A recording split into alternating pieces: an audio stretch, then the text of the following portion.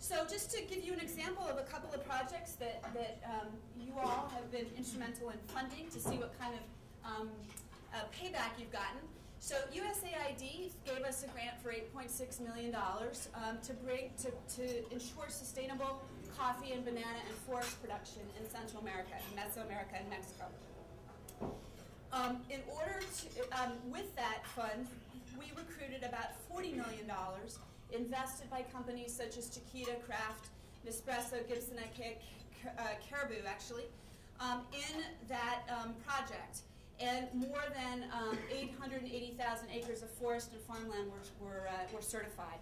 And that resulted in a whole lot of product being sold out of that area. So a significant leverage commitment there.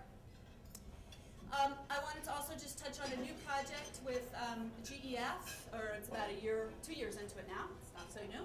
A 7-year, $12 million grant with a goal of certifying 10% of the world's coffee from these biodiverse areas in Colombia, Guatemala, Honduras, El Salvador, Peru, and Brazil. Caribou, again, is a key partner in this, along with other coffee companies. And there we're ensuring, again, sustainable practices on the ground, helping to protect wildlife, helping to ensure good working conditions, and so on.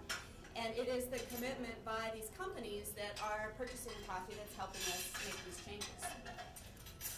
So just to give you an example of what this means in Colombia, concretely in a country, producers there are receiving about a 25-cent a pound premium from Rainforest Alliance, which totaled about almost $1.6 million in 2006. We need to get the latest update in premium to the farmers. They saw increases of productivity of up to 20% consistently across their farms. So by putting in place these better management systems, they're actually producing more coffee, which brings them more money. So it's a virtuous circle. And they're seeing more species, et cetera, on the farms. Water treatment technology has been installed.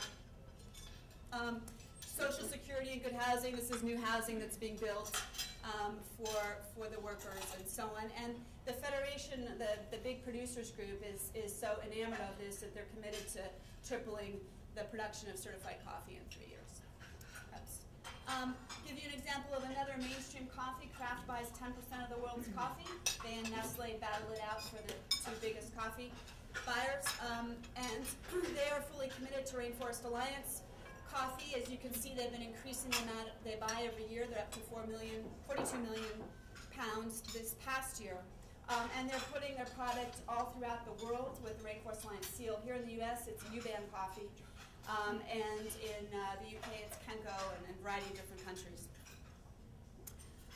So to give you an example, sort of trace this through. So Kraft sells coffee to McDonald's in the UK. McDonald's went for Rainforest Alliance certified coffee. This is a farm that is selling to Kraft, who is selling to McDonald's. So I'll just show you what's happening for each of them. So this farm gets certified.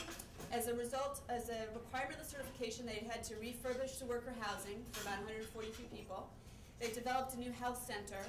They increased their investment in health and safety training. They did a new sewage treatment facility, and they reduced their use of chemical fertilizers.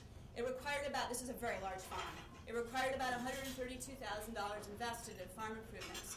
They got a 10% increase in their price due to their contract with Kraft. And Kraft is selling it now to McDonald's. McDonald's in the UK, through using Rainforest Alliance certified coffee, has seen their sales go up by 14%. Their unit sales go up by 14%, and their coffee sales up by 23%. And they're getting very good feedback from their consumers. So again, just to show you how this can work throughout the whole cycle. And Sam's Choice, just to show that you could also take this across this. I know Walmart's a member of the ICCF, so Sam's Choice has also got a Rainforest Alliance spread, so we can show that we're mainstream in this.